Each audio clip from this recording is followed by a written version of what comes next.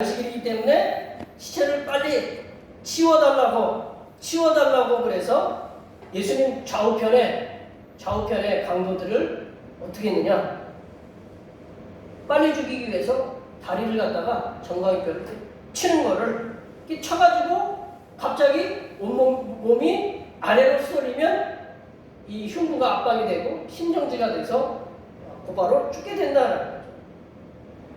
때로는 2, 3일 달려도 안 죽을 때가 있대요. 안 죽으면 여러 날 달려도 안 죽지 않으면 어떻게 하느냐, 이 몽둥이를 다리를 갖다 쇠몽둥이로 다리를 때릴 뿐만 아니라 또 어떤 방법을 있냐면 밑에서 불을 피운대요.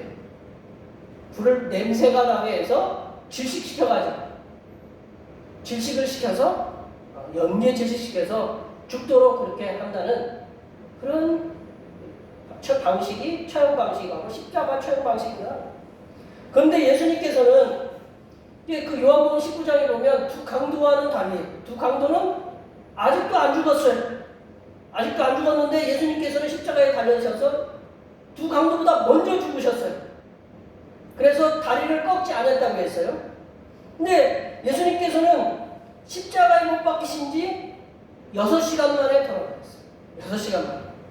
다른 사람들은 2, 3일 동안 죽지 아니하였는데 예수님께서는 다른 사람들보다 왜 일찍 돌아가셨을까요? 다른 사람들은 며칠씩 이렇게 가도 죽지 않는데 왜 예수님께서는 다른 사람들보다 일찍 돌아가셨느냐 이거죠. 예수님께서 일찍 돌아가셨다. 이 6시간 만에 예수님께서 돌아가셨다고 하니까 이 빌라도도 의아해하는 거예요. 벌써 죽었을까? 예수님이 훨씬 다른 강도들보다 다른 그 경우보다 빌라도가 십자가에 많은 사람들을 못 박았던 걸 알 수 있어요. 그런데 일찍 예수님이 돌아가셨다라고 이 빌라도가 의아했습니다. 우리 마가복음 15장 44절 말씀을 한번 다 같이 읽어보겠습니다. 빌라도는 예수께서 벌써 죽었을까 하고 이상히 여겨 백부장을 불러 죽은 지가 오래냐 묻고, 이 빌라도도 그동안 많은 사람들이 십자가에 달려서 죽게 했지만 이렇게 일찍 예수님께서 죽은 거에 대해서 의아했다는 거죠. 예수님께서 왜 일찍 돌아가셨는지에 대해서 우리는 정확하게는 알 수 없습니다. 정확하게는 알 수 없지만 예수님께서 일찍 돌아가시도록 작용하는 이유들, 왜 예수님께서 일찍 돌아가셨을까? 그 작용했던 그 이유들에 대해서 우리 사복음서에서 이렇게 찾아보면, 이렇게 살펴보면 그게 3가지 이유가 있었다고 저는 이렇게 봅니다. 3가지 이유가 있었다고 짐작해 볼 수 있어요. 첫 번째는 뭐냐? 심리적인 고통, 마음의 고통, 이제 정신적인 고통이라도 할 수 있겠죠. 심리적인 고통이 크게 작용해요. 두 번째는 육체적인 고통이 또 작용했어요. 세 번째는 하나님께 대한 외면이 이렇게 큰 고통으로 작용을 했기 때문에 예수님께서는 다른 강도들보다 일찍 예수님이 돌아가셨다고 봅니다. 우리 첫 번째로 예수님께서 십자가에 달리시기까지 심리적인 고통, 마음의 고통들은 여러 가지 그 정황을 살펴보면 잘 알 수 있어요. 먼저는 예수님께서 겟세마네 동산에서 3번씩 땀방울이 핏방울이 되도록 기도하셨어요. 기도하시면서 뭐라고 기도하셨을까요? 아버지 하나님, 이 고난의 잔을 지나가게 하옵소서. 그러나 나의 원대로 마옵시고 아버지 원대로 하옵소서.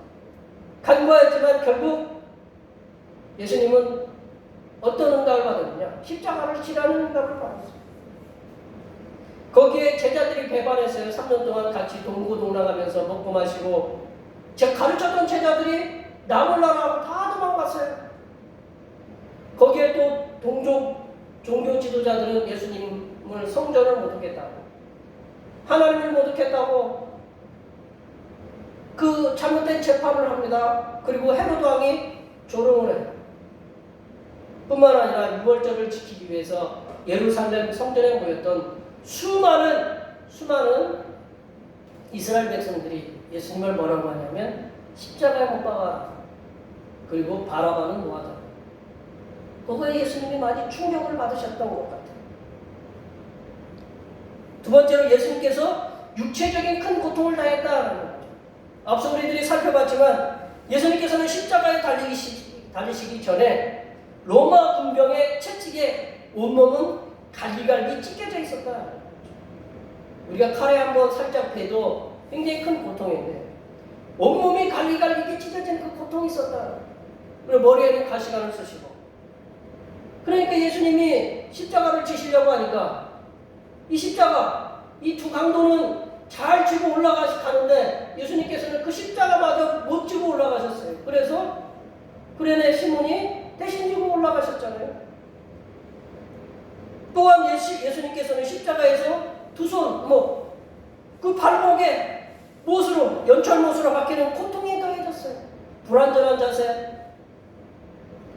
그리고 피가 아래로 쏠리면서 심장박동은 둔화가 됐어요. 정신이 혼미해졌습니다.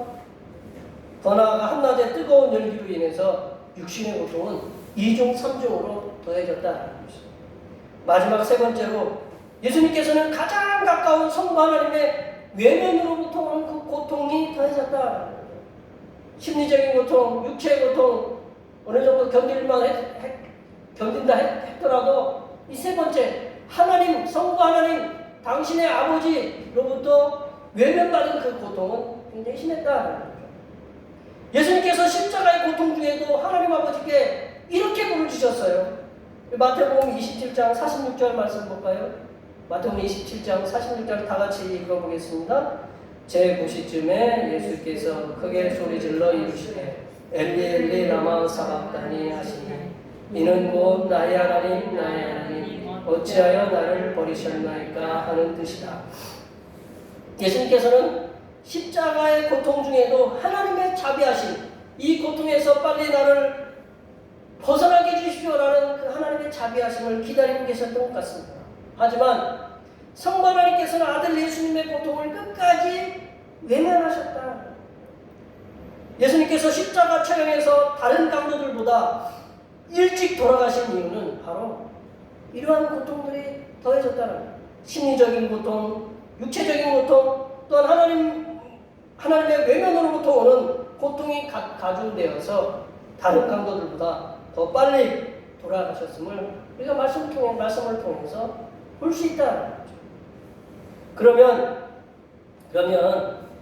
예수님의 뒤를 따라 살아가는 우리들, 성도된 우리들, 예수님의 제자로서의 부르심을 받은 우리들은 예수님께서 십자가를 지시고 십자가에서 고통 중에 돌아가시는 것을 보면서 우리에게 맡겨진 십자가, 우리에게 주어진 십자가, 우리가 감당해야 될 십자가, 우리가 지고 가야 할 십자가를 어떻게 지고 가야 되는가? 오늘 예수님의 그 십자가에서 당하신 고통을 보면서 우리가 한번 그걸 살펴봐야 됩니다. 첫 번째로 우리가 십자가를 지고 할 때 어떻게 십자가를 지고 가느냐? 심리적인 부담을 가지면서 십자가를 지고 살라고 주님께서는 말씀하신다. 마음의 부담감을 가져야 된다. 예수님께서 우리에게 맡겨주신 십자가를 지면서 마음의 부담 없이 십자가를 지는 것은 그건 옳지 않다는 거죠. 그러려고 하면 그런 마음은 내려놔야 된다는 거죠. 우리에게 맡겨주신 십자가는 무거운 것이다.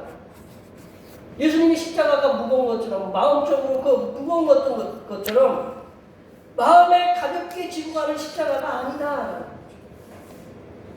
주님께서 우리에게 맡겨주신 십자가는 마음에 무거운 짐을 주는 것이다. 어떤 분은 거룩한 부담감이라고 하는데 그보다 더 무거운 것이라고 이렇게 알 수 있습니다. 예수님께서 십자가를 지시기 위해서 마음에 무거운 짐을 지시고 이 장을 내게서 지나가게 하옵소서 그랬지만 땀방울이 핏방울이 되도록 기도하는 그 마음의 그 고통을 우리가 주님의 마음을 우리가 그 십자가로 감당하면서 우리들도 그 십자가의 그 짐을 지면서 마음에 무거운 짐을 지고 우리가 살아가야 된다. 두 번째는 육체적인 고통을 감내하면서 십자가를 지고 살아가야 된다. 십자가를 지면서 예수님을 믿으면서 오는 그런 육체적인 고통은 경제적인 고통이 있어요. 물리적인. 때로는 돈이 없어서 물질이 궁핍해서 어려움을 당할 때가 있다라는 거죠. 십자가를 지면서 당하는 고통은 질병의 고통을 동반합니다. 내가 안 걸려도 될 질병이 때로는 십자가를 지면서 육체의 고통으로 질병의 고통으로 올 때가 있다라는 거죠. 또한 십자가를 지면서 당하는 육체적인 고통은 성도라는 그리스도인이라는 그리고 기독교인이라는 그것으로 인해서 행동에 부자연스러운 다른 사람들로부터 눈총을 많이 받아요. 우리가 예배 드리는 것도 눈총을 받아야 돼요. 그러한 십자가, 어떤 내가 말 한마디를 잘못하면 예수 믿는 것이 저렇게 하는 거예요. 마음의 그 육체의 십자가다라는 거죠. 세 번째로는 가족 관계의 외면에서 오는 그 십자가를 지고 살라고 이렇게 말씀합니다. 가족 관계. 예수님께서 하나님으로부터 외면을 받았던 것처럼 십자가를 지고 살아가다 보면 가족으로부터 외면을 당하는 고통도 우리가 당해야 된다는 거죠. 또한 가까운 사람들로부터 거리감을 두게 하는 그것도 우리의 십자가를 지고 살아가야 된다는 거죠.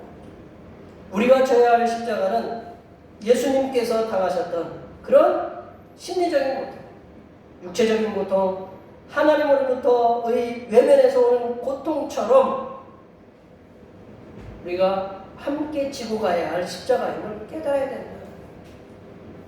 주님께서 지셨던 십자가를 심리적으로, 육체적으로, 그리고 하나님으로부터 외면당하는 그러한 십자가의 고통을 우리가 묵상하면서 우리가 지고 가야 하는 십자가를 더욱 겸손하게, 마음에 때로는 부담감을 갖고 때로는 육체적인 또 고통을 받으면서 또한 가까운 사람들로부터 외면을 받으면서도 더욱 겸손하고 낮아지고 감사하는 마음으로 십자가를 담당하시는 하나님의 귀한 백성들이 되시기를 간절히 축원합니다.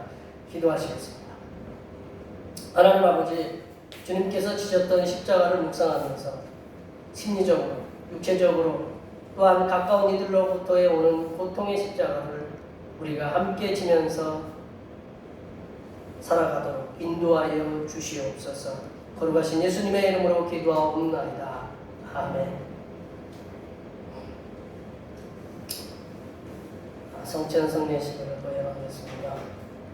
주님의 피로 사심을 입은 여러분, 이는 그리스도를 기념하여 주님이 재림하실 때까지 주님의 죽으심을 기억하게 하는 예식입니다. 자기 백성의 힘을 주시고 죄를 대적하게 하시고 모든 고난에서 우리를 견고하게 하심과 우리를 강하게 하시고 마음의 평안과 영생의 소망을 확신하게 하는데 무한하게 유익이 주는 그런 예식입니다. 찬송 229장 1절을 하시겠습니다.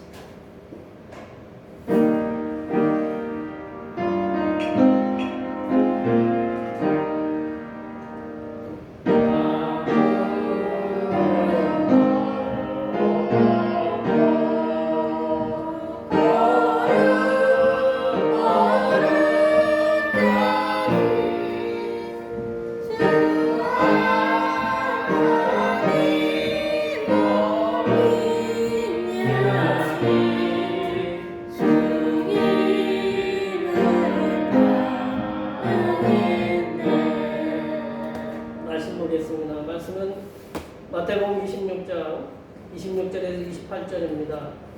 그들이 먹을 때 예수께서 떡을 가지사 축복하시고 떼어 제자들에게 주시며 이르시되 받아서 먹으라, 이것은 내 몸이라 하시고 또 잔을 가지사 감사기도 하시고 그들에게 주시며 이르시되 너희가 다 이것을 마시라, 이것은 죄 사함을 얻게 하려고 많은 사람을 위하여 흘리는 바 나의 피 곧 언약의 피니라.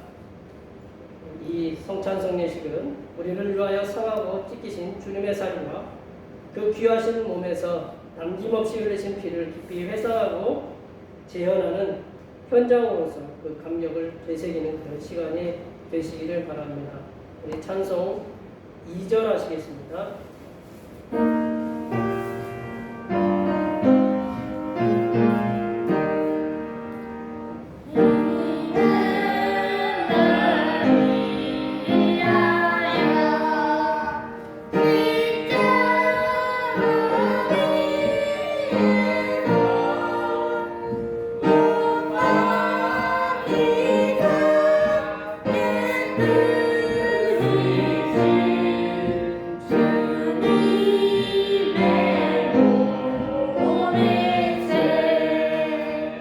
기도하겠습니다. 자비하신 하나님 아버지여, 겸허한 마음으로 비옵나니 우리의 기도를 들으시고 성령님으로 우리 주님께서 세우신 뜻을 이루게 하여 주시옵소서. 비천한 종들이 주님의 고난당하심과 보배로의 죽으심과 큰 권세로 부활하심과 영화롭게 승천하심을 기념하고 영생의 떡과 구원의 잔을 나누게 하옵소서. 주님의 은총과 생명을 주시고 성령님의 도우심이 주님께서 베푸신 상과 같이 하옵시기를 예수님의 이름으로 기도하옵나이다. 아멘. 주님께서 잡히시던 날 밤에 떡을 가져서 축사하시고 제자들에게 주시면서 아들아 먹으라, 이것은 내 몸이니라 하셨습니다.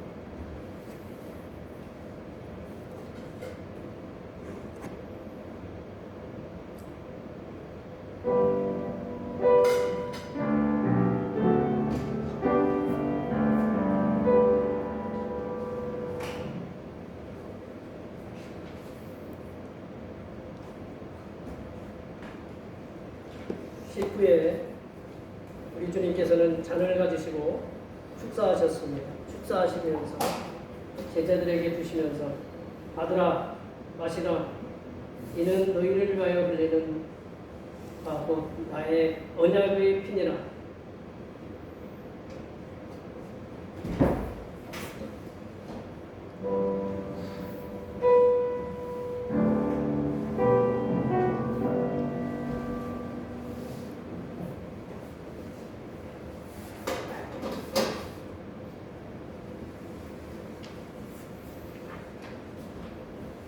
기도하시겠습니다.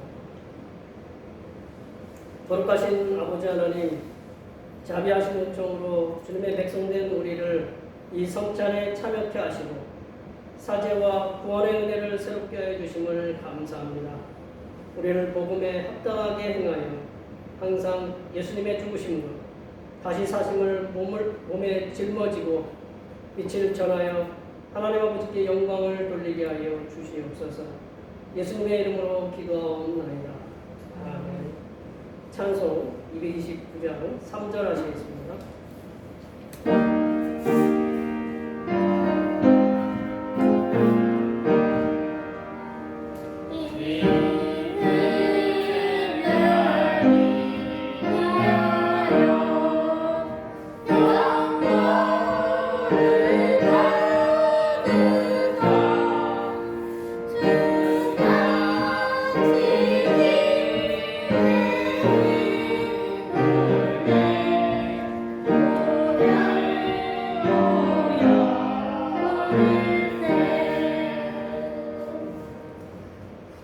찬송 151장 하시겠습니다. 151장 하시면서 준비하신 예물 하나님 앞에 드리시겠습니다.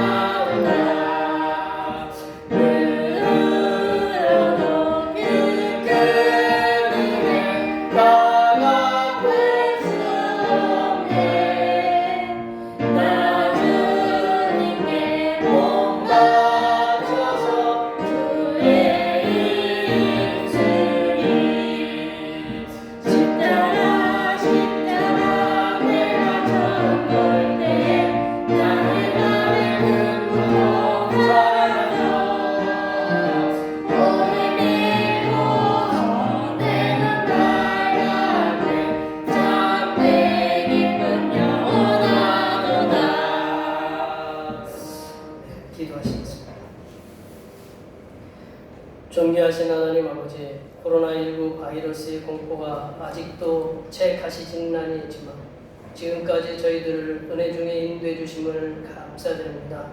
이 바이러스로 인해서 세계의 수많은 백성들과 기업들이 경제적인 위험에 처해 있습니다. 그럼에도 불구하고 하나님의 선하신 손길로 우리들을 앞으로도 인도하여 주심을 믿고 감사하여 하나님께 예물을 드리오니 기쁘게 흠량하여 주시옵소서. 하나님 아버지, 보잘것없는 인생들을 택하사 하나님의 백성 삼아주시고 이 땅에서 형통하게 살아갈 수 있도록 일을 할 수 있는 공간을 주시고 열심히 일을 하여 열의 하나를 바칠 수 있게 하시니 감사드립니다. 바친 손길들마다 하나님께서 사랑의 눈으로 항상 지켜주시고 인자한 귀로서 그들의 기도에 귀를 기울이시사 기도의 제목들이 모두가 응답받는 은혜가 임하게 하여 주시옵소서. 하나님 아버지, 범사에 감사라는 주님의 말씀에 순종하여 감사의 예물을 드립니다. 세계적인 질병의 공포 가운데서도 우리들을 앞으로 선하게 인도하여 주실 줄 믿고 감사의 예물을 드립니다. 이 모양 저 모양의 감사의 제목들을 모아 주님께 감사의 예물을 드리오니 바친 손길들마다 주님께서 범사에 잘되게 하시고 이 질병의 위험 속에서도 온전하게 지켜 주시옵소서. 하나님 아버지, 변함없는 마음으로 주일헌금을 드립니다. 월장헌금을 드립니다. 주님 나라를 위해서 선교헌금을 드립니다. 주님께 드린 이 모든 예물을 통하여 하나님 영광받아 주시옵소서. 아버지 하나님, 주님께서 지신 십자가의 고난을 묵상하며 한 주간을 은혜 중에 보낼 수 있도록 도와주시옵소서. 걸어가신 예수님의 이름으로 기도하옵나이다. 아멘. 다 같이 일어나셔서 사명선언 먼저 전하시겠습니다. 대평교회 사명선언은 대평교회 사명은 하나님께서 우리와 함께 하시는 절대 믿음과 우리 가족을 사랑으로 구원하여 주심과 교회를 부흥시켜 주심을 비전 삼아 지역과 나라와 세계의 소금과 빛의 사명을 감당하는 것입니다. 믿음으로 하나님을 기쁘시게. 아멘. 말씀 구제 창하겠습니다. 말씀으로 교회를, 말씀으로 교회, 말씀으로 세상을 새롭게 하소서. 네, 결단의 찬송 나를 지으시니까 한 번만 하겠습니다.